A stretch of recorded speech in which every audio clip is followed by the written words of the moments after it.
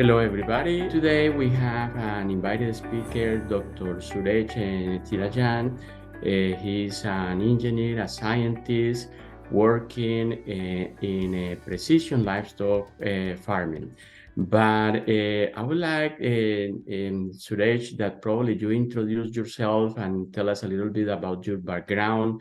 I know that you have been working in different parts of the world and being involved in different kind of roles and projects that are very interesting for our readers and the attendees in this podcast. Okay. Thank you, Edgar. Thank you, Green News, for this invitation to share and connect with the members and stakeholders of the community. Suresh Neethirajan, I'm a professor, researcher, and industrial consultant in the area of precision digital livestock farming. I have work experiences in North America, in Europe, as well as in Asia. Currently based in Wageningen in the Netherlands, developing solutions and also consulting for a number of industries to look at how we can incorporate precision livestock farming for enhancing animal welfare and infuse productivity for the farming sector. When you mention precision livestock farming, could you tell us a little more about what it means, what it implies, and how is that this has gained so much attention recently? Sure, Edgar. So when we say PLF or DLF, precision or digital livestock farming, it's basically a technology-driven approach for the livestock farming. It makes use of sensors, data analytics, and other computer vision analytics and digital tools to optimize the welfare of farm animals, productivity, and efficiency. So nowadays, consumers are putting a lot of importance on the sustainability and ethical farming practices. They are more concerned how the environmental impact causes various implications in the farming activities. So PLF Technologies offers a methodology, a way for farmers to monitor and optimize the animal welfare and also environmental impact, which can help to meet the specific demand. Also, there is a drastic advancement in technology. As the technology has advanced, it is becoming much more affordable and accessible to the farmers. So this made it very easy and possible for farmers to use the digital tools and technologies to monitor and manage the livestock more efficiently and effectively. There is a bit of awareness also nowadays for the past few years in the benefits of data-driven decision-making among the farming community. So because of this awareness from the farmers regarding the benefits, the precision livestock farming technologies offers a way to collect and analyze data about the livestock performance, which in the end helps the farmers to optimize their operations and also help in the productivity. But also we can look at the, right now we are slowly moving away and getting out of this pandemic situation. So there is a increased focus on food safety and security. There is also a growing population. We are about to reach 8 to 9 billion of people in the world. So there is an increased concern about the food safety and security, which put a pressure in the farming community to increase the productivity and the efficiency of the livestock farming. So these are some of the factors that basically drives and also gain attention regarding PLF among the farming community. Could you give us an example, Suresh, about how you do that optimization of resources, just to try to give them an idea of how the technology can be used, and in that way, with an example, they can picture what will be the application of these precision livestock farming technologies. Sure. So the precision livestock farming technology helped the livestock farmers in optimizing resources in many ways. For example, number one could be optimization of feed. So it helped to monitor the feed intake of individual animals and adjust their feed rations accordingly. So depending on the age, depending on the energy consumption, the different activity level, the feeding intake changes. So the sensor technology offers and adjusts the intake of this feed. So how it helps us, it basically helps to reduce the waste. There is no excessive access of feed to the animals. Then we can increase the efficiency of the feed usage for different species. It could be poultry or dairy animals, pigs, etc. The second, I would say, is the monitoring of the health of the farm animals. So we can monitor and detect the signs of diseases or a certain injury much earlier, even aggression or pecking activity of the poultry birds or tail biting of these pigs. These can possibly be predicted and monitored even before that can happen based on some of these technologies. So what it would do is eventually it would allow the farmers to intervene quickly and take specific management strategies and prevent the spread of disease, reduce the need for antibiotics and other related treatments as needed in that particular context. The third one I would say is the environmental monitoring. So it helps the farmers to understand how much the temperature fluctuates in a particular controlled farming environment. What is the change in humidity? Is the air quality sufficient enough for the animals to be comfortable and exhibit the natural behavior in the animal husbandry, in the livestock housing, using a combination of multiple sensors. So eventually we can optimize the living conditions for the animals, reducing the stress, and then improve the productivity. One more application I would say is the reproduction management. In terms of breeding, we could understand the reproductive status of individual animals and optimize the breeding programs. So then that would help to improve the resilience of these animals, the functioning capacity, and the adaptation physiology. So a number of tools, electronic feeding systems, wearable sensors, environmental monitoring platforms or tools, reproduction management systems. These are some of the tools, platforms, and methods that PLF incorporates in enabling the sustainable animal production systems. Yeah, well, you have been talking about several sensors and electronics, and in animal agriculture, one of the main barriers for application and preventing for implementing and wide spreading the adoption of these technologies could be the costs associated with the initial investment to implement the technologies in animals and in practical conditions. Do you think that this cost barrier will be reducing and this situation could change soon? How fast do you think that we will be able to see that implementation in animal production? Yeah, certainly, Edgar. I think you nailed it. Cost is the biggest barrier for widespread adoption of precision livestock farming technologies, mainly for the small scale farmers. So there are many factors that could be considered. For example, advances in technology. When the technology evolves and improves, when I look at 5 years or 7 years ago, and now in 2023, I clearly see the sensor hardware components has drastically reduced because there are new ways of producing them. They're 1/4, 1/3 of the price of these electronics and hardware components. But they also come up with the new ways of collecting data. For example, 4 years, 5 years ago, one particular platform can do only one data, but now the same sensor specific modification can collect 3 types of multimodal data.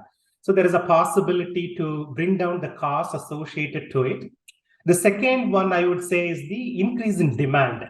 When more and more farmers started using PLF technologies, because of the huge demand, the production of these technologies would be much larger, which will eventually reduce the price for adoption.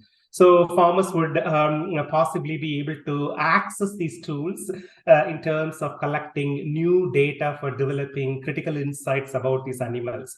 But more importantly, I would say there is a need for intervention of government in incentivizing the farmers to invest in these technologies to meet the consumer demand and remain competitive. We know that in North America and Europe, and also in certain Southeast and Asian countries, government is already engaged in the farming community in providing subsidies and certain ways of promoting the farmers to invest in precision livestock or digital livestock farming tools, because governments already recognize, hey, you know what, these tools can improve the animal welfare, possibly also has the option to reduce the environmental impact, and at the same time can provide profit for these farmers. So this particular support, subsidies and other financial incentives from the government has to continue to grow in the future, making it much more easier and affordable for small scale and medium scale farmers to adopt these technologies. So obviously there are many factors, but I think when the demand for the sustainable farming grows, governments provide more support, then the adoption of these technologies is likely to become much more widespread. Very good. You mentioned a lot on the potential help from the governments, but what about private companies? Do you see interest of more and more companies to develop these technologies, and do you see that the owners of farms and are willing to invest on this nowadays? Yes, I would say, because there is a demand for PLF technologies. When this demand grows, it is likely much more industries and companies will become more interested in offering these types of platforms and tools. So that would eventually lead to reduction in prices because the competition would increase. Many more players would come, and then the price has to go down to make it much more affordable and accessible for the farmers. So once this technology becomes widely adopted, the production scales goes up. The economics of scale may lead to cost reduction also. So there are a few ways we could look at this. For example, demonstrating the benefits to the farmers in the developing countries and other nations. Farmers may be hesitant to invest in new technologies if they are not convinced, hey, you know what, this particular platform can really help me. So we have to convince them, show them that it's going to benefit. So the demonstration of benefits of PLF technologies in terms of the animal welfare, reduced environmental impact, and mainly profit has to be clearly shown to these farmers. The second factor I would say is giving education and support to these farmers through extension activities. Initially, farmers may be hesitant to adopt new technologies because they may be not familiar. How does it work? So there are certain questions that need to be clearly addressed and answered. So once we give the support and education to the farmers to help them understand how the technologies work and how to use them efficiently and effectively, they would automatically embrace. Obviously, as I mentioned before, financial incentives and subsidies from the government also plays a role. But the industry stakeholders has a crucial role. Sometimes the industries can partner with the researchers as well as the farming community in offering some subscription packages at a reduced low cost to small scale farmers and medium scale. Or maybe they could partner with co-op organizations, a group of farmers to enable the adoption of technology. Then that would allow create more awareness and adoption of these PLF technologies. There is a possibility to create a multi-stakeholder community in terms of veterinarians, as well as the extension government agents, university extension agents, and industry associations. When they all come together, then we could create a long-lasting impact. As they say, the whole is always bigger than the sum of its parts. When individual players try to influence and participate, but when they come together, the impact and adoption can be much more significant. Very interesting. And when it comes to the application after going beyond the investment, the cost of investment, what other factors or barriers do you see to the implementation? What will be the other difficulties that we have to overcome? And I see probably communication is one of them, but how can be done these days in developing countries in order to solve the situation and actually start the implementation? Yeah, both in the developing countries as well as in the developed countries like United States, Canada, and some of the European countries, I would say probably cost is the number one factor. If you can show the farmers there is a profit associated in adoption and embracing, they would embrace the technology. So initially, when we set up the platform, the cost of implementing the PLF technologies can be a bigger, significant barrier for the farmers to because of the limited financial resources, especially in the developing nations. Cost is really a bigger factor. The second one is the technical skill and the technical knowledge. So to be able to use effectively these tools and platforms, not many farmers may have access or availability to this. So especially in developing countries, training and education may be a bit limited. So a bit more efforts need to be made in that area.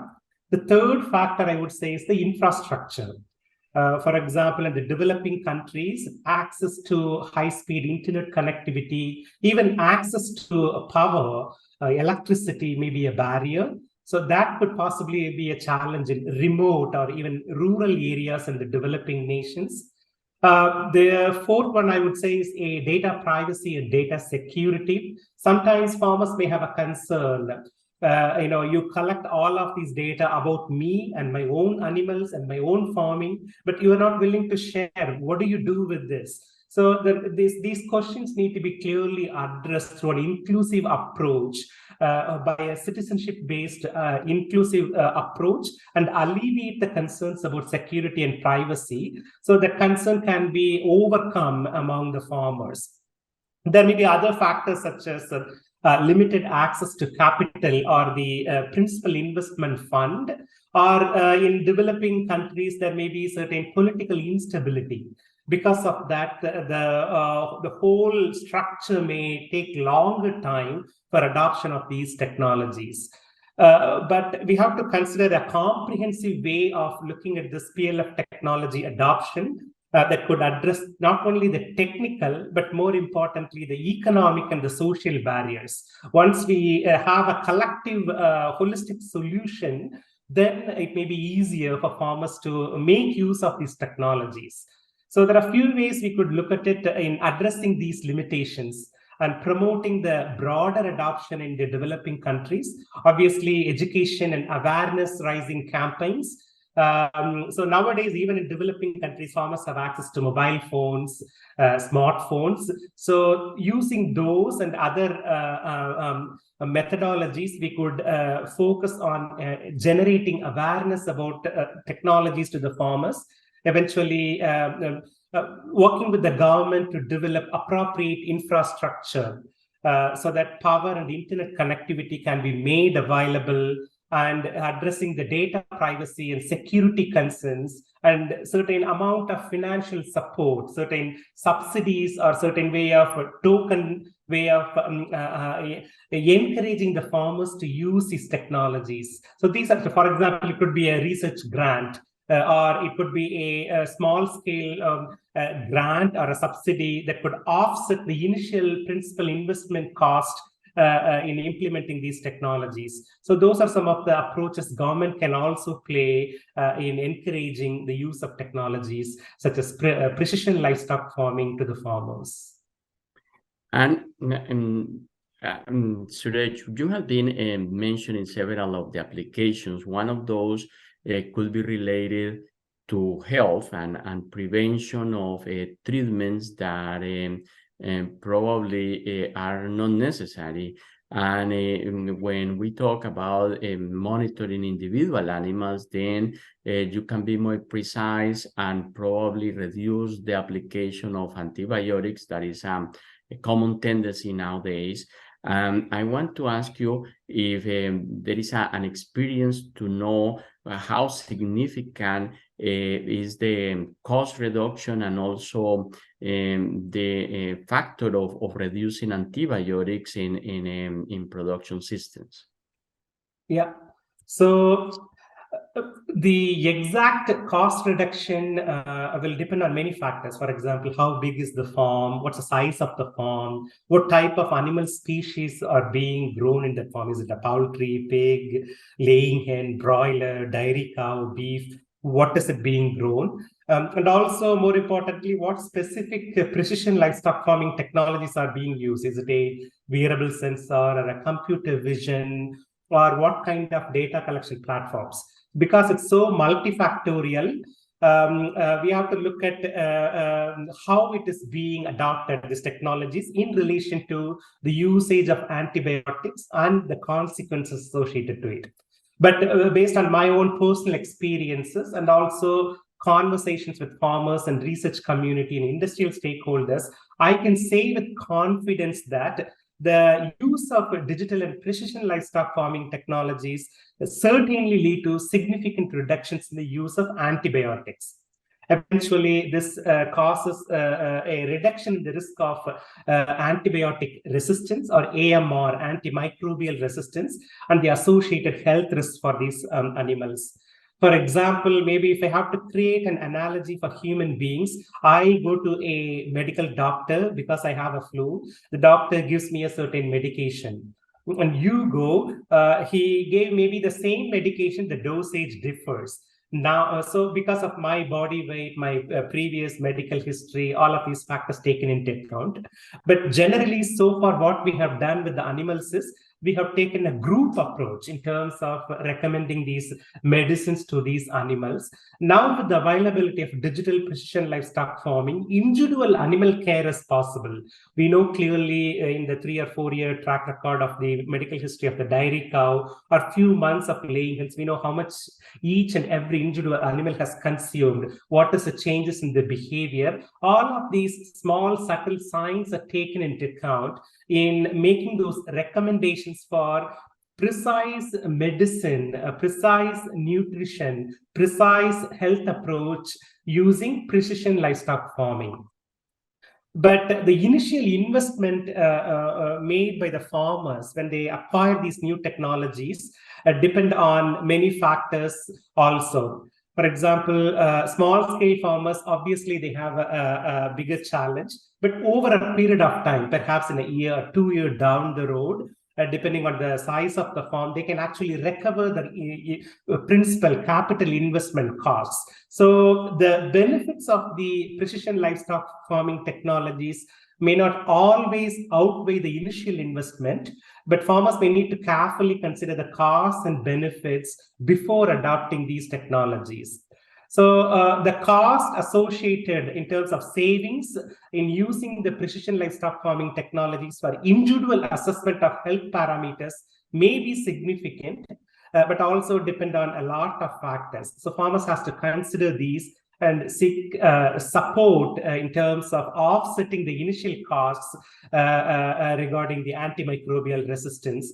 But here in Europe, we know that by showing the outcome of the farming, for example, how much the total usage of the antimicrobial components, what's the number of species, and how efficiently they have managed, there is a possibility to acquire a unique special funding based on specific grants and subsidies. So there is a need for unique programs that need to be encouraged by the government, so that the watchdogs and government veterinarians and others can ensure the proper usage of antibiotics happens. So then there is a financial incentives attached to it that also helps the farmers to make wise decisions along these lines in terms of antibiotic usage. And let me ask you, in those applications that you just mentioned, what will be the most common biometric sensors available in the market today that could help the veterinarians or the farmers to detect a disease and to do this individual monitoring of health and even welfare? And what kind of parameters do they record? Yeah, so the most commonly, as we are speaking now, other than the research in commercial setting, in the production farming sector, the common ones are temperature sensors. They basically look at the body temperature of these animals, gives an indication of the animal's health status and presence or absence of infections or diseases. Activity, is there a lameness in the animal, how long they are walking, how much time they are sitting or lying down, what side of the body they are lying down, right side or left side, those kind of information regarding behavior and health using activity sensors, accelerometers. So in addition to the animal's movement and acceleration, it also looks at, for example, if a particular sensor is put on the tail of the cow, how fast the tail is wagging. Is there any abnormal activity associated to it? And then certain prediction also happens based on the accelerometers.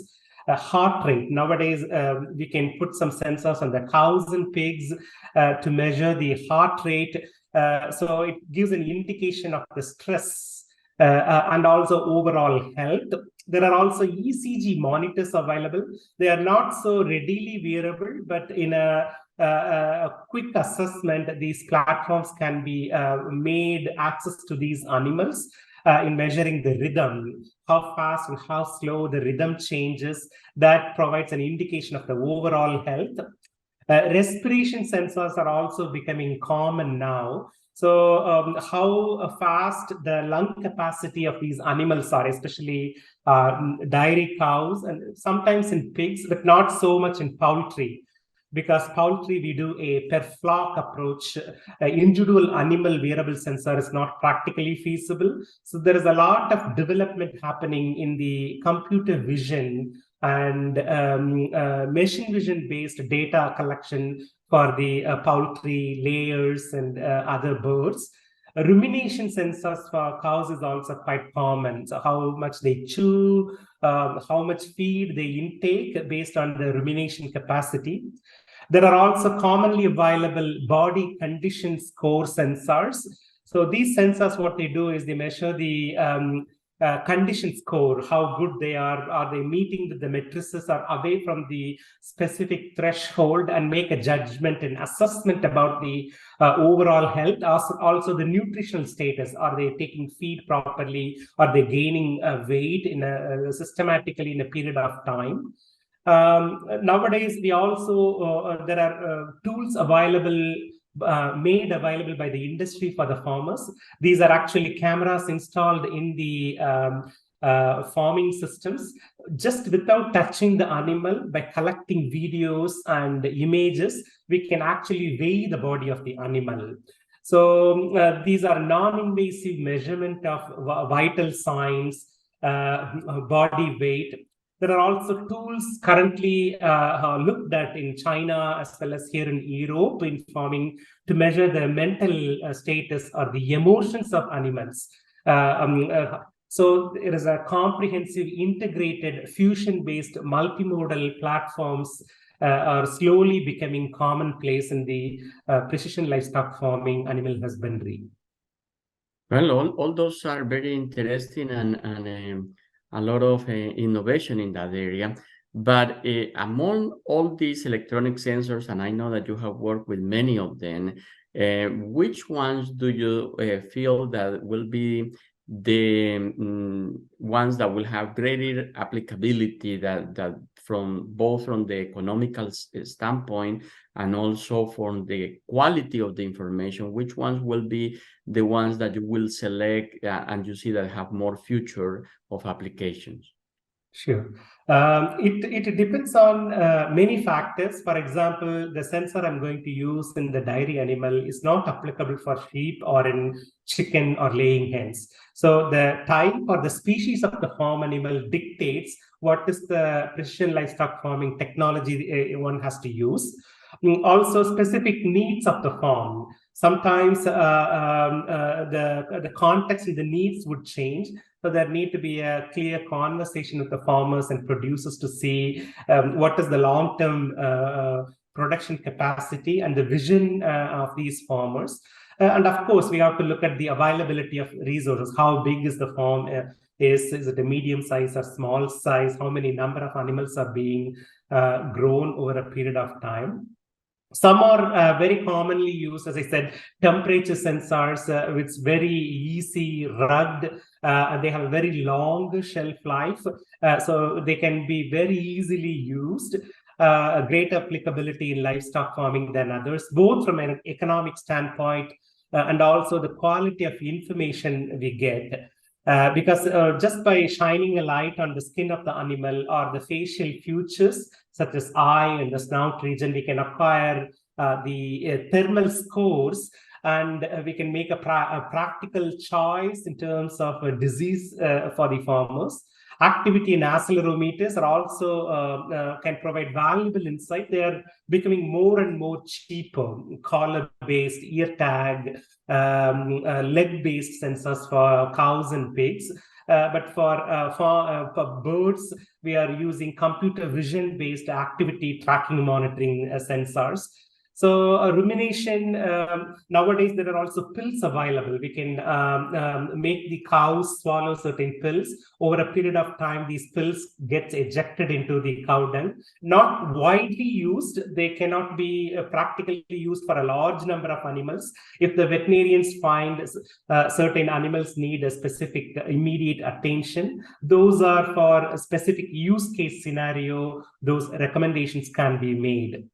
But now, when we are entering into what we call as the metaverse, or a virtual reality or augmented reality or an extended reality, so more and more computer vision based, without touching the animals, a lot of data can be collected regarding their heart rate, regarding their mental makeup, behavior, immunology, just by acquiring vital signs. So I would probably say these are the trends of the future, the next 5 to 8 years. More and more vision-based virtual reality platforms will be made available as a part of the digital livestock farming. But as of now, mostly non-invasive wearable sensors such as RFID, activity, accelerometers, and other related smallest resource consuming body weighing and body score sensors. These are most commonly used sensors and readily available in the animal husbandry systems. And all these sensors collect a lot of information, and then probably that is already in a huge volume, very fast velocity of collection, and is also sometimes difficult to interpret all that data. So I bet that bioinformatics and statistical analysis need to be improved in order to be able to analyze this and make real-time decisions. So what type of methods do you see that are in use for the analysis of interpreting all this data and putting it together?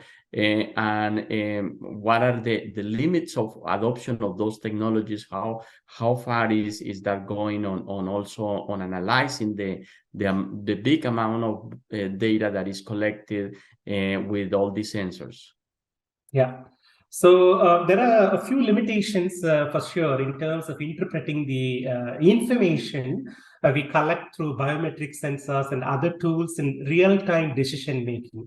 Number one is the data quality. So when I put a sensor, sometimes the amount of the quality of the data I acquire from the animal may not be correct.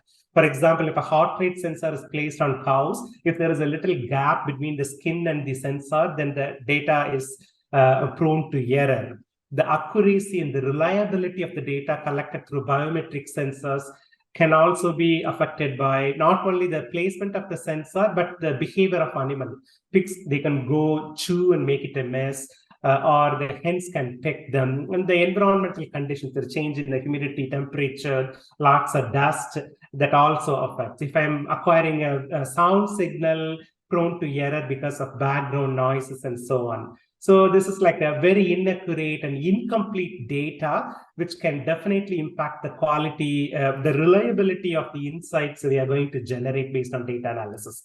The second one is the data integration. So when we fuse and integrate multiple data, audio data, video data, thermal data, acceleration data, vital sign data, all of these together, they are in different formats, some in image, some in video. So how do we make sure that these different data formats, and also they have different data collection frequencies, sometimes per minute, per second data, some are every 4 hours. It's a mess. So we have to look at how we are going to make sense of these very complex, heterogeneous, ambiguous, unstructured data in creating meaningful, critical information for the farmers.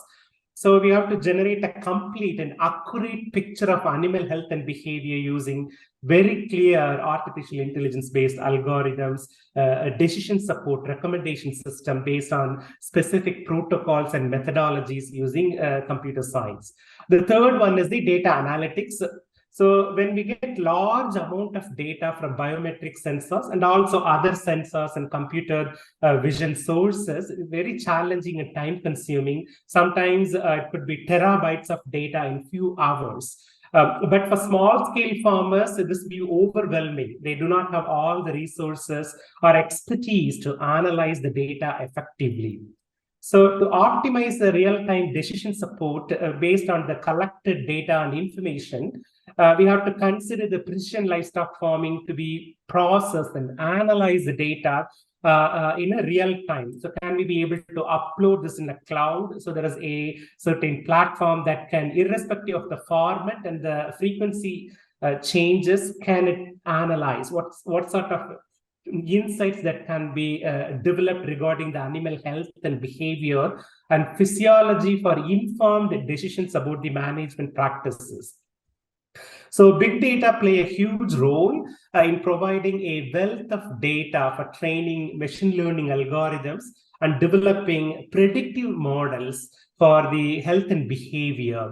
So for a small scale farmer, if the data is much smaller, it's very hard to identify the patterns and trends. When the data becomes very huge, then these patterns and trends become more visible, so we can understand more accurate and reliable insights regarding the animal. The adoption of big data among the farmers and producers may be limited by several factors. Of course, the cost is a major factor, the complexity of implementing the big data analytics tools, but more importantly, the lack of standardization. For example, you use an Android phone, I use an iPhone. The charger is different. Somebody comes from with a different phone, their mobile phone charger is different. So nowadays, different governments are talking, no, we need a standard charging format for all of these phones. It doesn't matter what model you use. Similarly, different companies come with different tools, different ways of data, but there is a common standard, a standardization in data format is needed. Data collection methodologies has to be common. So there is a concern regarding data security and privacy. So these are all have to be created. So we have to look at how we are going to overcome all of these barriers in making use of big data so that the technologies become more accessible, at the same time very user-friendly for farmers for integrating into their day-to-day operations. Mm-hmm. And when you mentioned at the end the security of the data, nowadays we have heard about the blockchain and a way that these are a very good way to transfer data. So how do you see the application of blockchain for this kind of information collected with electronic sensors in animals? Is that a secure way to transfer data? How has been the potential initial implementation of this technology in precision livestock farming? Yeah, there are 3 big Bs, I would say: biosensors or sensor technology, blockchain, and big data. All 3 Bs play a significant role in the digital livestock farming. So this, regarding the blockchain, it provides an immutable and a transparent record of each step in the supply chain. For example, when this particular egg started hatching, day one, and then and what is this age of this chicklet, and then month 2, month 3. So each and small little subtle data can be made available based on the blockchain. So this will be very useful and beneficial for farmers from a commercial standpoint, because for the consumers, the farmers and the producers, they can show and they can create the trust in the products and can provide a competitive advantages in the marketplace, because each and every small little changes in the life of the animal can be made available to the consumers. From a food security and a public health standpoint, blockchain technologies helps to improve traceability and accountability in the supply chain. So this helps to prevent the spread of diseases and reduce the risk of foodborne illness. It could be Johne's disease for dairy cow or avian influenza for poultry. So this can be easily traced, and we can even make predictive and help the farmers, consumers aware at what particular stage the product or the animal is going through blockchain. So both the consumers and farmers benefit because of the possibility to improve the safety and quality of the animal derived products. At the end, public, the common people, we can access this information by using the blockchain-enabled platforms that provide access to the data recorded on the blockchain once they become easily available. So we would know what is the origin of the product, the conditions under which the food product, either milk or egg or dairy products, are produced. What are the different steps involved it took to get from the farm to the dinner table via the supermarket? All of these can be traced back. So the blockchain technology can certainly play a significant role in enabling a successful precision livestock farming.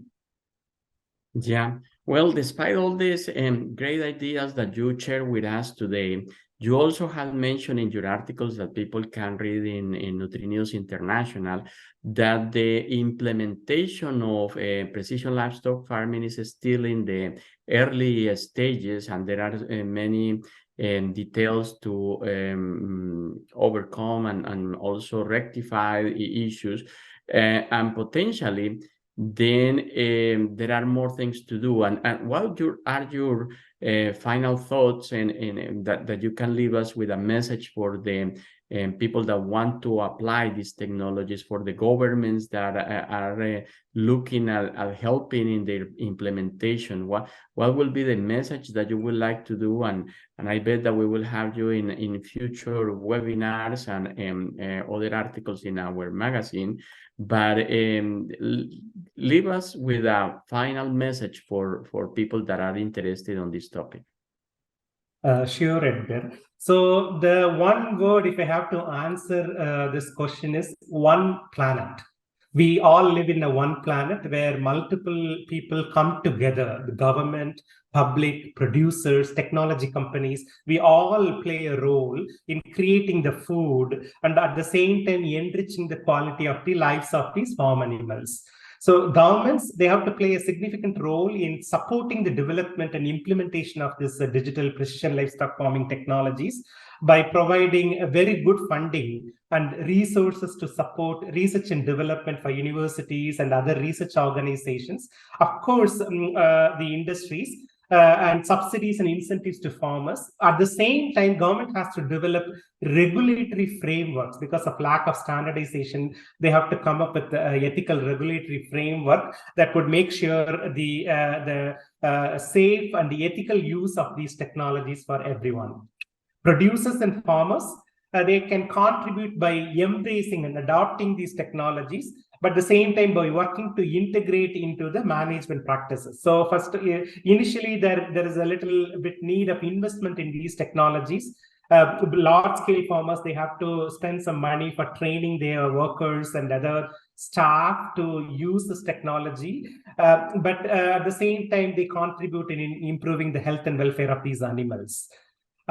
The technology companies and other veterinary and animal science, different industrial stakeholders, they can certainly play a key role in developing. When they develop the technology, it has to be user-friendly, not complex at all. At the same time, affordable, easily accessible, so that there is a concept called digital divide or digital discrimination cannot happen. So certain farmers, they have access to it. Farmers who are not well educated, who do not have access to it, they may suffer. So the United Nations and America and everyone, we are looking at how to reduce this discrimination regarding digital access. So the digital divide should disappear by these two factors: easy accessibility, user-friendly and affordable technologies developed via integration and analysis by these technology companies. Finally, the common public, we play a role in supporting the adoption by having engagement. As an engaged consumer, as an informed consumer, they play a role. So understanding the potential benefits and risk associated with these technologies, as well as play what we call as a citizenship science. As a common citizen, I participate in the development via science approach in providing support and training to these farmers in an indirect way, in developing support the development of these PLF technologies that focus on welfare, sustainability, and ethical practices. So all in all, I would say it's a collage. Everyone has to play their role. Once we play a role, come together, we as a society can create a more sustainable and humane future for the livestock industry. Well, Suresh, thank you very much for all your thoughts and the great information that you share with our viewers and readers here in NutriNews International. I want to thank you all for your attention, and remember that we will have more information about precision livestock farming in all our media. Thank you, Dr. Suresh Neethirajan again, and thanks for all your attention. Bye-bye. Thank you, Edgar. Bye.